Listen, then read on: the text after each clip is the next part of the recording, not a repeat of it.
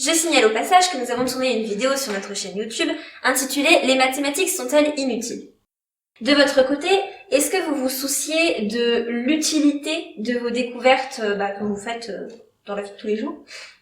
Alors, il y a une période où ça m'a effectivement préoccupée. Même parfois, ça me préoccupe en fait. J'ai parfois la question difficile d'expliquer mes recherches. Et à chaque fois, me retrouve confrontée à je n'ai rien de réel à quoi me raccrocher. Je suis obligée de leur expliquer, oui, je fais des mathématiques pures, j'étudie des formes. Et c'est un peu frustrant cette idée que oui, en fait, j'ai plein d'outils pour plein de choses, mais que en pratique, j'utilise pas ces outils, j'ai juste une boîte posée dans mon armoire.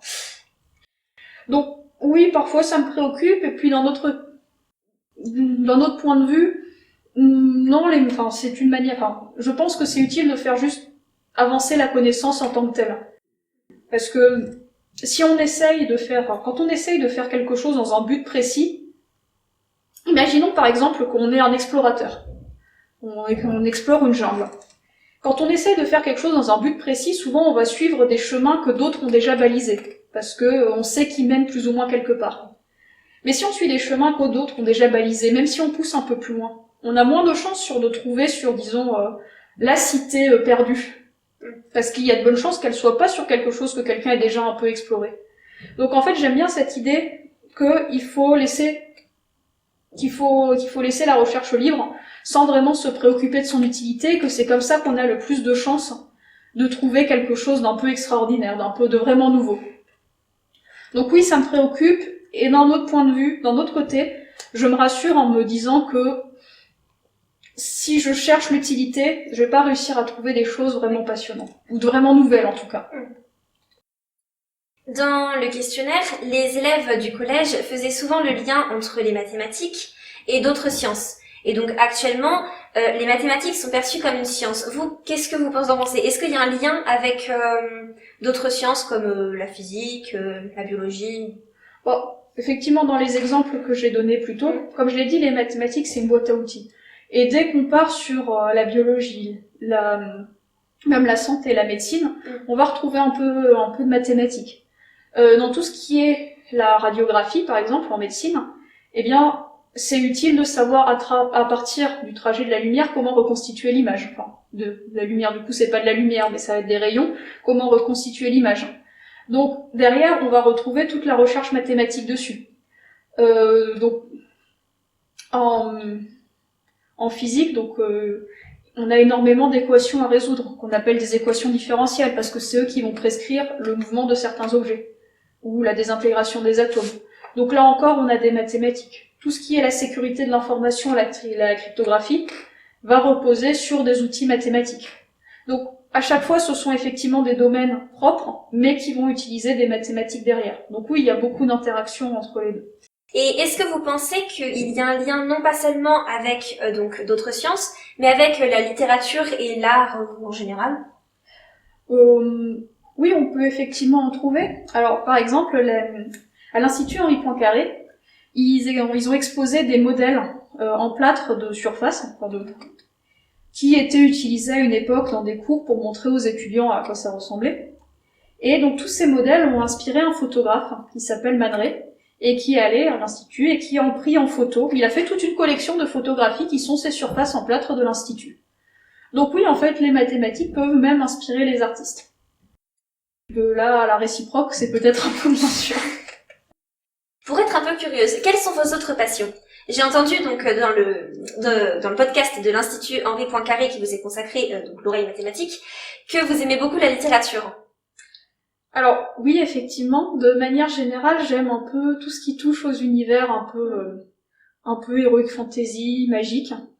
Donc j'aimais beaucoup tout ce qui était littérature heroic fantasy. Je m'étais essayée à la lecture beaucoup quand j'étais jeune, un peu à l'écriture. Et j'aime tout ce qui est des autres univers, et donc même dans les jeux.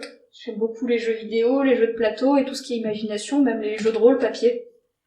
Donc tout ça, ça fait partie des univers dans lesquels je peux imaginer d'autres choses et qui me plaisent beaucoup. Ça fait partie de mes passions.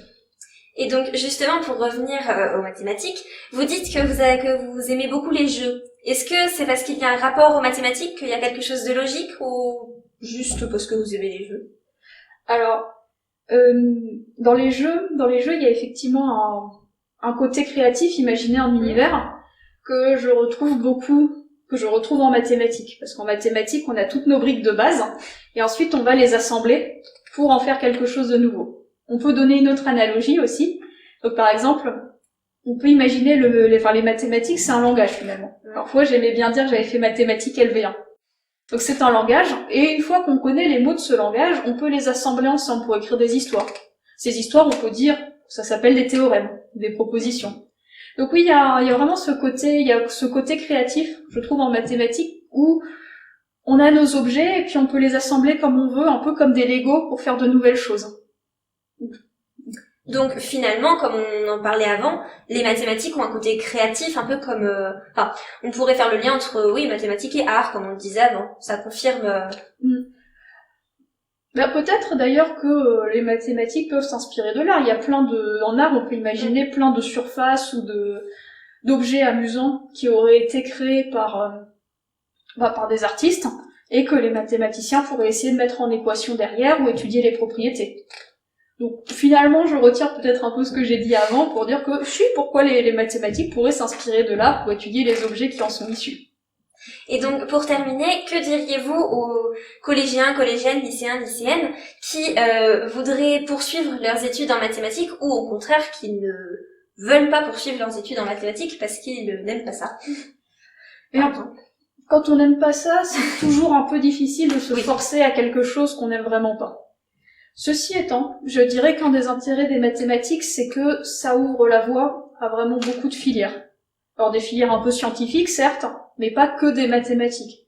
Parce que comme les mathématiques se retrouvent à l'interface de beaucoup de sciences, avoir un bon bagage en mathématiques permet d'ouvrir la porte pour aller faire médecine, santé, biologie.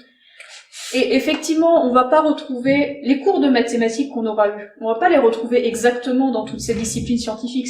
C'est évident qu'on va pas utiliser le théorème de Pythagore tous les 3 jours. Ni même des théorèmes infiniment plus compliqués, et ceux dans plein de domaines. Mais les mathématiques, en fait, un de leurs grands intérêts, c'est qu'ils offrent un cadre de pensée. Ils apprennent à raisonner de manière correcte sans faire d'erreur. Le travail du mathématicien, beaucoup, c'est de faire des raisonnements corrects. Et savoir faire des raisonnements corrects, je trouve que c'est quelque chose qui est aussi utile dans la vie de tous les jours. Même quand on discute avec quelqu'un, réussir à voir où est-ce qu'il y a des problèmes dans l'argumentation ou des failles de raisonnement, c'est quelque chose qui est extrêmement utile dans le cadre d'une conversation. Donc, j'ai envie de dire oui, les mathématiques, c'est quelque chose qui aura beaucoup de métiers, et à qui c'est bien de leur laisser une chance et de s'essayer, en tout cas, quand on déteste pas ça, ou essayer de continuer dedans. Eh bien, merci Madame Ayège de nous avoir consacré du temps. Donc, je voulais vous remercier de ça au nom de Monsieur Gouriot et de Monsieur Leray, le principal du collège. Merci beaucoup pour m'avoir aussi accordé du temps et avoir pris le temps de faire une interview avec moi.